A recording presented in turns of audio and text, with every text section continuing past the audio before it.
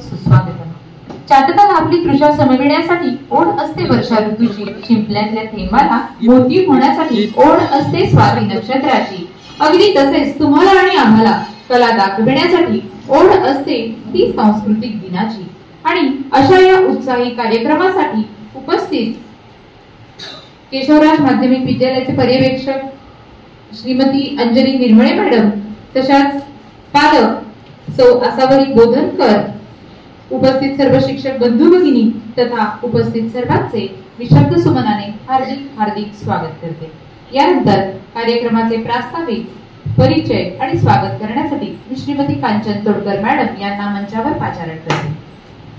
शिक्षण सप्ताहातील चौथ्या दिवसातील सांस्कृतिक दिवस साजरा करण्यासाठी आपण सर्वजण एकत्र जमलो आहोत. विद्यार्थ्यांच्या अंगी असणाऱ्या सुप्त कलागुणांना वाव देणारा, तसेच विद्यार्थ्यांनी या कलेतून स्वतः आनंद घ्यावा यासाठी या आनंदमय कोशाची जास्त वाढ व्हावी, विकास व्हावा यासाठीचा आजचा सांस्कृतिक दिवसाचा आजचा कार्यक्रम आपल्यासाठी देण्यात आलेला आहे. चित्रकला, संगीत, नाट्य, रांगोळी या विषयात काम करणारे विद्यार्थी, तसेच हस्तकला, शिल्पकला, ओरिगामी, कागदकाम करणारे आजचे हे सर्व कलाकार विद्यार्थी यांचा सन्मान करण्याचा आजचा हा दिवस आहे. विद्यार्थ्यांच्या कलागुणांना तर वाव मिळावाच, तसेच त्यांचे होणारे सादरीकरण हे विद्यार्थ्यांसाठी आजचे कौतुकाचे होणार आहे. NEP 2020 राष्ट्रीय शैक्षणिक धोरणाअंतर्गत शिक्षण सप्ताहातील उपस्थित मान्यवरांचे मी शब्द सुमनाने स्वागत करते. तसेच आज आपल्यासाठी उपस्थित असलेल्या आजच्या आपल्या पालक, त्यांचा पाल्य इयत्ता 5वी ड या वर्गामध्ये शिकतो आहे. आसावरीताई बोधनकर या संगीत विषयातील पारंगत आहेत. तसेच संगीत विषयाचे ऑनलाईन हार्मोनियमचे क्लास त्या घेतात आणि शहरातील त्या नामवंत अशा गायिका आहेत. आपल्या शाळेमध्ये मागे झालेला जो कार्यक्रम होता त्याच्यासाठी आपण परीक्षिका म्हणून त्यांना बोलवण्यात आलं होतं. त्या आज आपल्यासाठी विघ्नेशसाठी त्या आलेल्या आहेत. तसेच आपल्या विद्यालयाच्या पर्यवेक्षिका अंजलीताई निर्मळे मॅडम या विज्ञान विषयाच्या शिक्षिका आहेत आणि आपल्या सर्वांच्या त्या मार्गदर्शिका आहेत. मी निर्मळे मॅडमना अशी विनंती करते की आसावरीताई यांचे त्यांनी पुस्तक देऊन स्वागत करावे.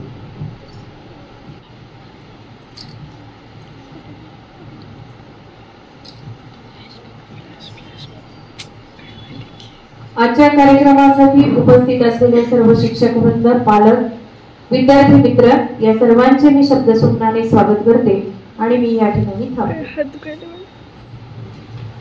धन्यवाद मॅडम. कला हा आपल्या संस्कृतीचा एक भाग आहे. कलेशिवाय आपण अपूर्ण आहोत. कलाच आपल्या भावना मांडते. जेव्हा कलेचा विचार केला जातो तेव्हा आपल्या मनात फक्त चित्रकलेचा उदय होतो. पण कला म्हणजे फक्त चित्रकला नसते. कला म्हणजे काहीही असू शकते.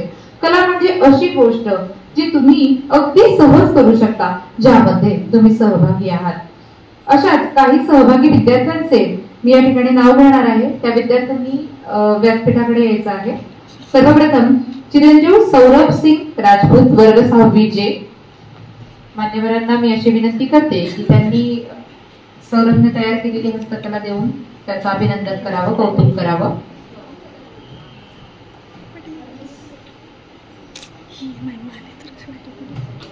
यानंतर चिरंजीव मंगेश पेंडसेवार, आपण शेवटी कुमारी भक्ती चोपले, वर्ग 6वी ब.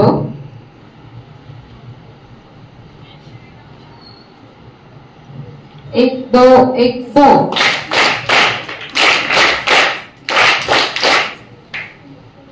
श्रावणी कानडे 7वी ब.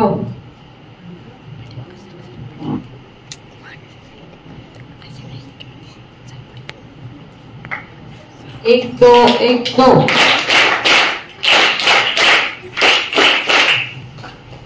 विद्यार्थी मित्रांनो, लहान मूल जेव्हा जन्माला येतं तेव्हा आपल्या आईची, आपल्या सभोवताली बोलल्या जाणाऱ्या भाषेची त्याला ओळख होते. त्या भाषेचे त्याच्यावर संस्कार होतात. मग तीच त्या मुलाची मातृभाषा बनते. मग मातृभाषा सोडून इतर वेगळ्या भाषेत काही ऐकायला तुम्हाला आवडेल का? नक्कीच आवडेल. चला तर मग असेच काही भाषांमध्ये भाषा संवर्धन घेऊन येत आहेत आपल्या विद्यालयातील नव्यानेच रुजू झालेल्या श्रीमती शिल्पा दामोदर मॅडम. नमस्कार. मंचावरील मान्यवर व विद्यार्थी बंधू भगिनींनो, आजच्या सांस्कृतिक दिनाच्या भाषेत सांगून त्याचा अर्थ सांगणार आहे. तर हा आहे उतारा. भाळ दुर्ल्या नमनिगे अनुसूत्र तिथे यारिग आदरू ಕಾರ್ಯಕ್ರಮಗಳಲ್ಲಿ ಪ್ರತ್ಯಕ್ಷವಾಗಿ ಸಭಾಮಂಡಪದಲ್ಲಿ ಅಥವಾ ಸ್ಟೇಜ್ನಲ್ಲಿ ಯಾರಿಗಾದರೂ ಆಕಾಶಿಸಿ ಗುತ್ತೆ ಅವರದೇ ಗುಣಗಳಿಗೆ ಪ್ರಚಾರ ಆಗಗುತ್ತೆ. ಆದರೂ ಹಾಗೆ ಏನೂ ಇಲ್ಲ. ಈಗಲ್ಲ ಕಾರ್ಯಕ್ರಮಗಳಲ್ಲಿ ಅವರದು ಯೋಜನೆ ರಂಗಮಂಚಕ ಹೊಂದಾಣಿ ಸಾಹಿತ್ಯಗಳು ಒಡಸಾದು ಹೀಗೆ ಭಾರದೃಷ್ಟಿ ಕೆಲಸಗಳಿಗೆ ಆಡಳಿತ ಹಿನ್ನೆಲೆ ಅಲಂಕಾರ ಬಣ್ಣಬಣ್ಣದ ಉಡುಗೆ ಹೀಗೆ ಬಹಳಷ್ಟು ಕಲಾತ್ಮಕ ಕಾರ್ಯಗಳದು ಅನುಭವಗಳನ್ನು ತೋಗಳು ನಾವು ನಮ್ಮದಲ್ಲೇ ಇರುವಂತ ಗುಪ್ತ ಗುಣಗಳಿಗೆ ಅವಕಾಶ ನಮೂನೆ ಮಾಡಬಹುದು. ಚಿತ್ರಕಲೆ ಪ್ರದರ್ಶನೆ ಕ್ರೀಡಾ ಸ್ಪರ್ಧಾ ಸಂಗೀತ ನಾಟ್ಯ ಹೀಗೆ ಬಹಳಷ್ಟು ವಿವಿಧ ಕಾರ್ಯಕ್ರಮಗಳಲ್ಲಿ ನಾವು ನಮ್ಮ ಇಷ್ಟವಾಗಿದ್ದ ಕ್ಷೇತ್ರಗಳು ಆರಿಸಿ ಅದರಲ್ಲಿ ನಾವು सहभागी ಆಗಬೇಕು. आता याचाच अनुवाद तुम्हाला मी मराठीत सांगणार आहे. बऱ्याचदा आपला असा समज होतो की ज्यांना कार्यक्रमात प्रत्यक्ष रंगमंचावर अथवा व्यासपीठावर संधी प्राप्त होते त्यांच्याच गुणांचे संवर्धन होते, परंतु असे नाही. अशा कार्यक्रमातून त्यांचे नियोजन, रंगमंचाची मांडणी, साहित्याची जमवाजमव अशा अनेक कामातून व्यवस्थापन, नैमित्य, सजावट, रंगभूषा अशा कलात्मक कार्यांचा अनुभव घेऊन आपण आपल्यातील सुप्त गुणांना संधी देऊ शकतो. चित्रकलेचे प्रदर्शन, क्रीडा स्पर्धा, संगीत, नाट्य अशा वेगवेगळ्या कार्यक्रमातून आपण आपल्या आवडीचे क्षेत्र निवडून त्यात आवश्यक सहभाग घेतला पाहिजे.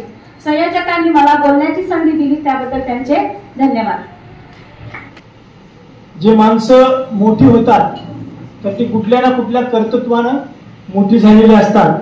अशाच एका महान विभूतीच्या कालखंडातला एक प्रसंग आहे आणि तो आपल्याला मी गोष्टी रूपाने या ठिकाणी सांगत आहे. त्याच्यातून आपल्याला एक चांगला बोध आहे आणि हा बोध नक्कीच आपल्या जीवनाला कलाटणी देणार आहे. आणि त्याची जर का त्या नीतिमूल्याची आपण आपल्या जीवनात जर त्या सगळ्या गोष्टी आपण अंगीकारल्या तर नक्कीच आपलं व्यक्तिमत्व, चरित्र सुद्धा तेवढंच तेजोमय होणार आहे.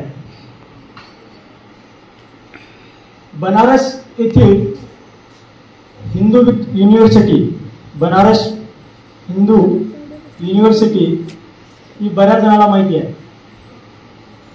बनारस उत्तर प्रदेशामध्ये आहे.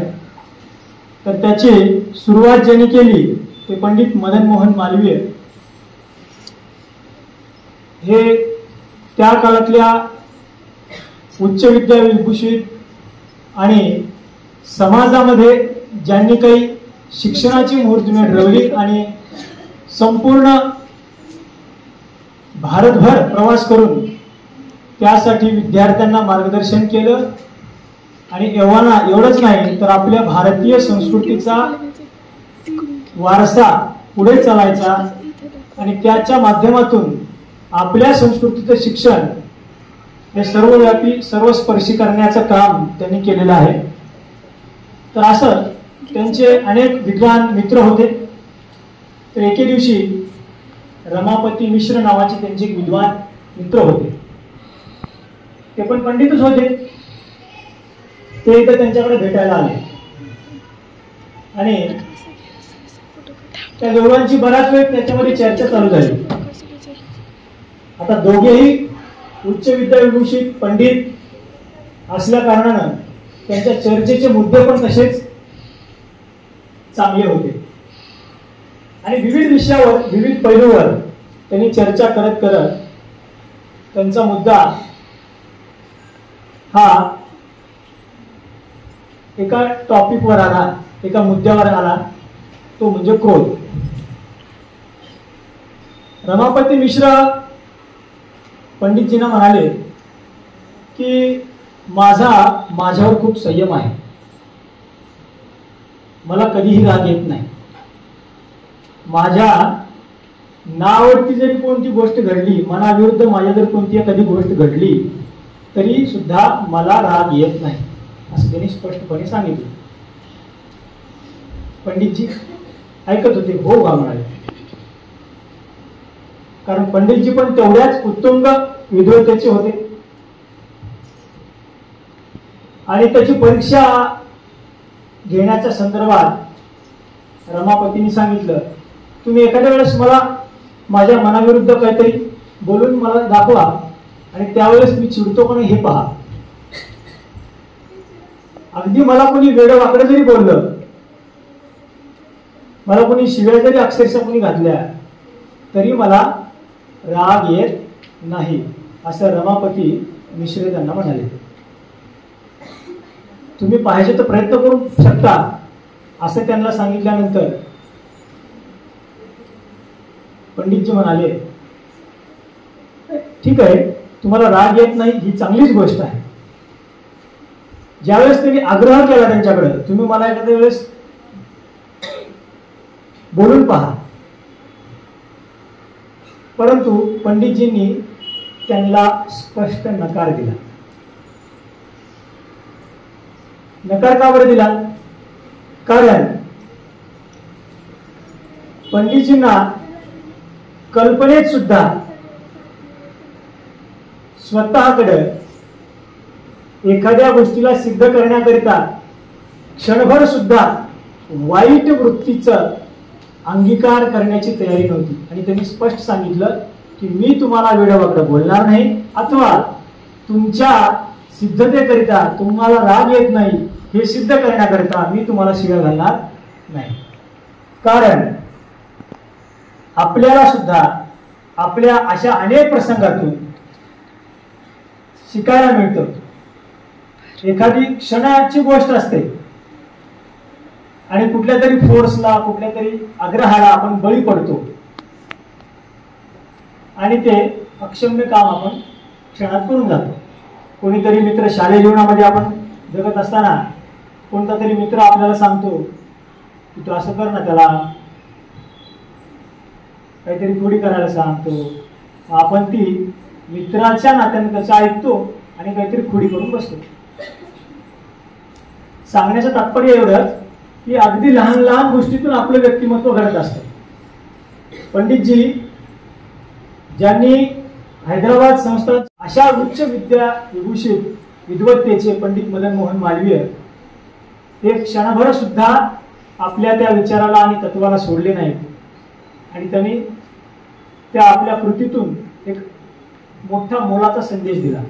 तो संदेश हाच की आपण आपली स्वतःची विवेक बुद्धी सदैव जागृत ठेवणं गरजेचं असतं आणि इतरांनी म्हणलं म्हणून काही आपण त्या कुठल्याही वाईट गोष्टीला बळी पडायचं नाही. हे एक आपल्याला या गोष्टीतून शिकायला मिळतं. आणि कुणाबद्दलही कधीही अपशब्द बोलायचा नाही. याच वाणीनं आपल्याला चांगलं बोलता येतं आणि याच वाणीनं आपल्याला अपशब्द पण येतात. तर अपशब्द न वापरता याच वाणीनं आपण चांगलं बोलायचं. सर्वांशी नमस्कार करून स्नेहमय वातावरणामध्ये आपण आपला दिवस पूर्ण करायचा. धन्यवाद. धन्यवाद सर. लहान लहान गोष्टीतनं जसं व्यक्तिमत्व घडतं त्याच कारणासाठी आज सांस्कृतिक दिनाचं आयोजन करण्यात आलेलं आहे आणि सरांनी गोष्ट पण खूप छान सांगितली. आता चालूया तुमच्या आवडत्या विषयाकडे. मला सांगा मुलांनो, तुमच्यापैकी कार्टून कोण कोण बघतं बरं?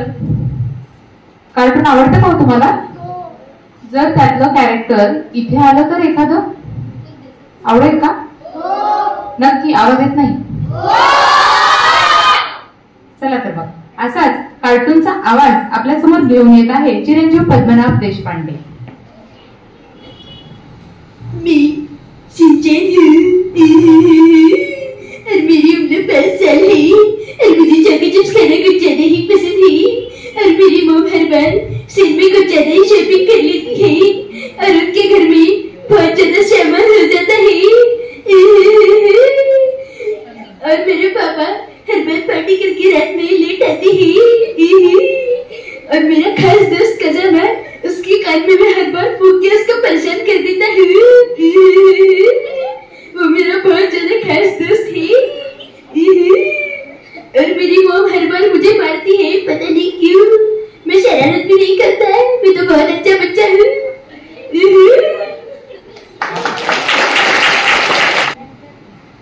सिंचन शहरात करतो का रे? तरी पण म्हणतो ना करत नाही म्हणून. अगदी तुमच्यासारखं आहे बरं का सिंचन सुद्धा. ती आहे जननी, ती आहे कालिका, जिच्या दरबारात कोणीही उपेक्षित नाही. ती आहे आई दुर्गा. अशाच आशयाचे गीत घेऊन येत आहेत 7वी ब वर्गातील विद्यार्थिनी. सहभागी विद्यार्थिनी आहेत कुमारी नयन बडगिरे, कुमारी स्वरांजली सोमवंशी, कुमारी विधी पवार, कुमारी सई देशमुख, कुमारी साक्षी माले, कुमारी निलांबरी जमादार, कुमारी सई देसाई, कुमारी श्रेया पेरके, कुमारी श्रावणी कानडे, कुमारी शतांजली मारापल्ले.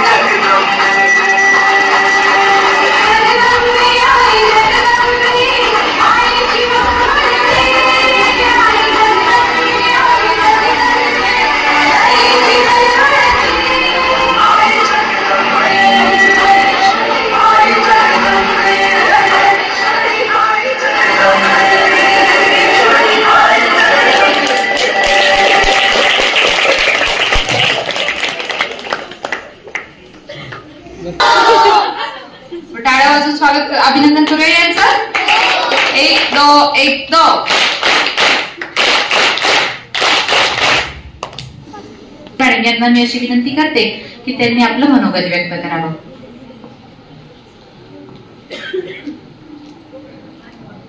विद्यार्थी मित्रांनो,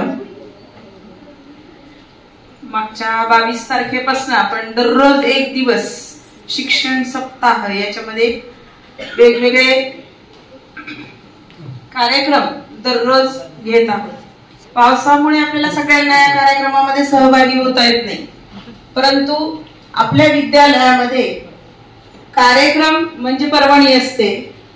कार्यक्रम आणि उपक्रमांची रेलचेल असते. अतिशय सुंदर पद्धतीने आपण प्रत्येक कार्यक्रम हा घेतच असतो. आपल्या विद्यालयात अतिशय कलागुणांनी युक्त असे विद्यार्थी आहेत आणि ते आपली कला प्रत्येक वेळी प्रत्येक कार्यक्रमातून सादर करत असतात. तसंच आजही काही विद्यार्थ्यांनी आपल्या पुढे काही सादरीकरण केलेलं आहे. आजचा कला दिवस तुमच्यासाठी, कलेचे उपासक आपण सर्वजण. तुम्हाला मॅडमनी सांगितलं की एक दोनच कला नाही, परंतु अशा 64 कला आपल्याकडे आहेत अस्तित्वात. त्यापैकी कुठल्या ना कुठल्या कला ह्या आपल्याला आल्या पाहिजे. आपण असं म्हणतो की शिक्षण क्षेत्रामध्ये किंवा कुठल्याही क्षेत्रामध्ये आपण जेव्हा काम करत असतो तेव्हा आपलं व्यक्तिमत्व जर अष्टपैलू असते. एखादी व्यक्ती जेव्हा खेळामध्ये खूप हुशार असते किंवा एखादा खेळ त्याला छान जमतो तर केवळ खेळच हे त्याचं एक कला आहे असं नाही, तर जीवनामध्ये प्रत्येक गोष्ट खेळाप्रमाणे खेळाडू वृत्ती त्याच्यामध्ये येत असते. तसं ह्या कलांचं सुद्धा आहे. आपल्यामध्ये एक तरी कला कुठली ना कुठली असली पाहिजे आणि त्याच्यासाठी आजचा आपण हा दिवस यासाठी निवडलाय. म्हणजे नवीन शैक्षणिक धोरणामध्ये तुमच्यामध्ये कोणते गुण असावेत, तुमच्यामध्ये कोणत्या गुणांची जोपासना व्हावी, तुम्हाला काय येतं आणि पुढच्या आयुष्यामध्ये तुम्ही काय करू शकता हे ओळखण्यासाठी ह्या अशा छोट्या छोट्या गोष्टी प्राथमिक स्तरापासून विद्यार्थ्यांमध्ये घडवून आणण्याचा प्रयत्न आपण शिक्षणाच्या माध्यमातून करत आहोत. एवढं बोलून मी माझं बोलणं थांबवते. धन्यवाद. धन्यवाद मॅडम. आता छान असं भक्तिमय वातावरण झालंय, तर एक भक्तिगीत सादर होणार आहे आपल्या समोर. आता कुमारी आराध्या कदम तिला मी मंचावर पाचारण करते. आपल्या विद्यालयातील गणित विषयाचे अध्यापक आदिनाथ कदम सरांची ती सुकन्या आहे.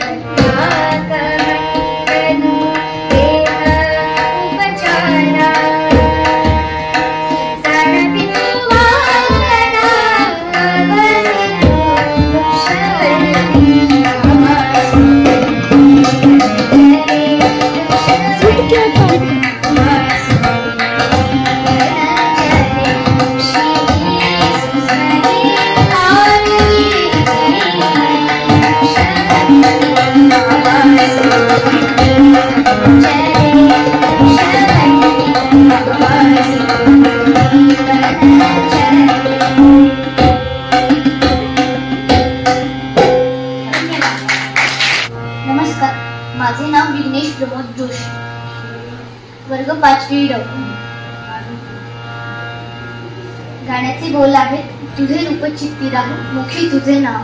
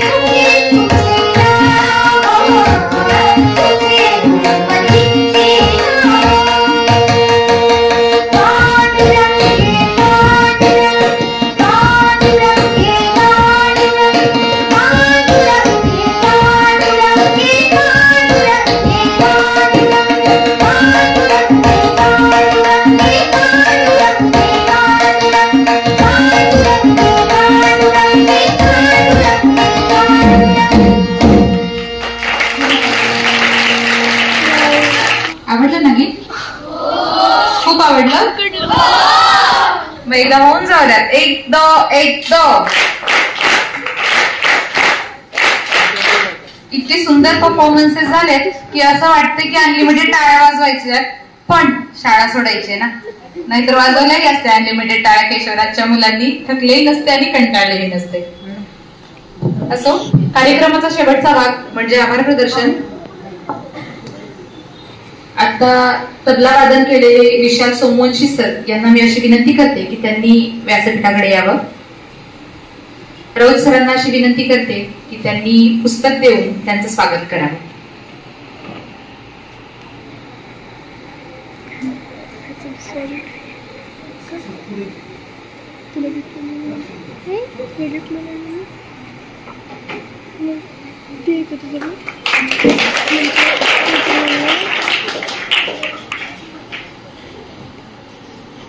राऊत सर आणि निर्मळे मॅडम, त्याचबरोबर आसावरी बोधनकर मॅडम ज्यांनी हार्मोनियमला अत्यंत सुंदर अशी साथ दिली, विशाल सर ज्यांनी तबला वादनाला साथ दिली, या सर्वांचे मी खूप खूप आभार व्यक्त करते.